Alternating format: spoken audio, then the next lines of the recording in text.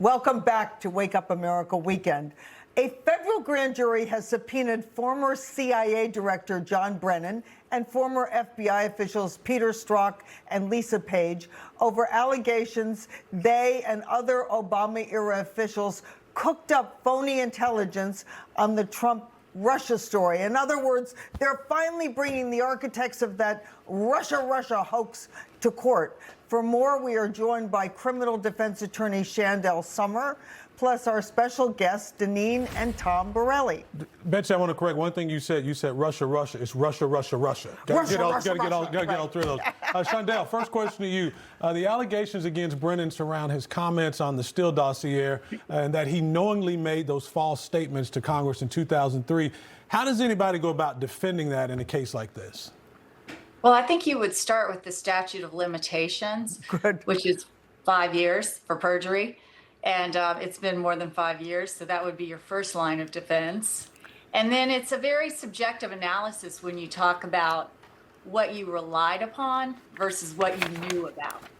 So the idea that he may have relied upon statements in the Steele dossier versus knew about the statements in the Steele dossier, I think would be somewhat splitting hairs between whether or not he lied about it to Congress.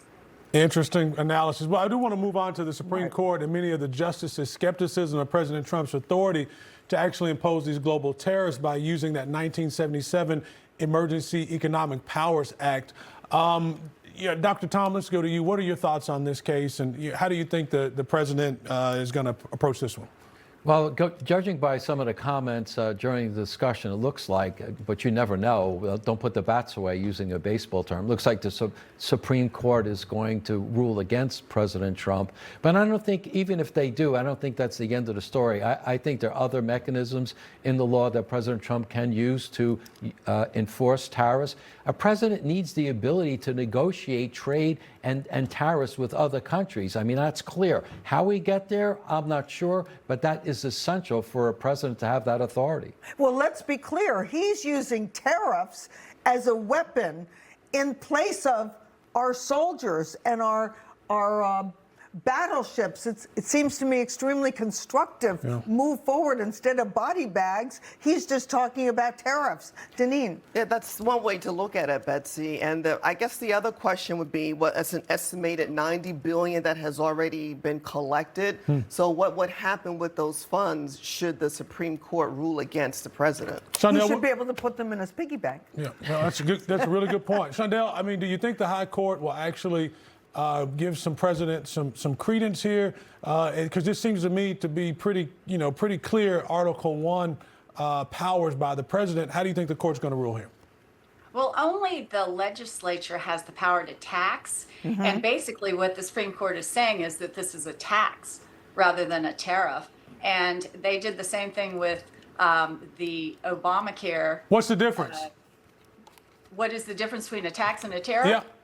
Well, I think the Supreme Court has said there's no difference. And basically that the exclusive authority to place taxes on the American public resides with the legislature. Well, let's hear from the president himself. He did speak on this. Here's what he had to say. Tariffs are so important. The decision in the Supreme Court would be devastating to our country if we got a negative, devastating if we got a negative decision. We thought we did very well yesterday. We hope that we did. I think it would be devastating for our country, but I also think that we'll have to develop a Game 2 plan. We'll see what happens. See, I think it's really important that the president has this tool of foreign affairs negotiation. 100%. It's not like putting a tax on gasoline at the pump or income taxes or corporate taxes. This is something you use when you're trying to get your way with foreign powers. Yeah, especially, Deneen, when you think about the fact that these countries, they're putting tariffs on us. Correct. So why in the world would we not be able to go the same way? But talk to me about your thoughts on this court overall. I mean, do you consider this a favorable court for the president overall? He's got a lot of appointees there. Yeah, I'm not sure about the balances at the moment in terms of what the outcome would be. I think the ruling comes out in June of next year. But when you look at what Bessie just said, it's a leverage play, basically. You're getting the foreign leaders, the foreign powers to come together. Either it's this, we could do it this way, or, you know, there are other options for us to get you to come to the table. Yeah, it's a really good point. Dr. Tom, any thoughts there?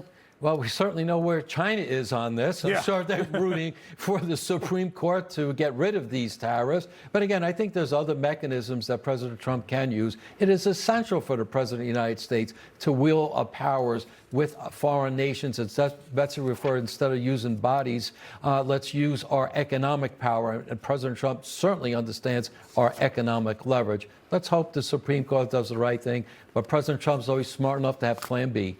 Plan B could be that the court rules the president has the authority, but after 90 days or half a year or whatever, then these tariffs must be confirmed by Congress. Chandelle, final thoughts on that. Do you think the president has other avenues to keep his tariff plan in place, and what are they? 30 seconds.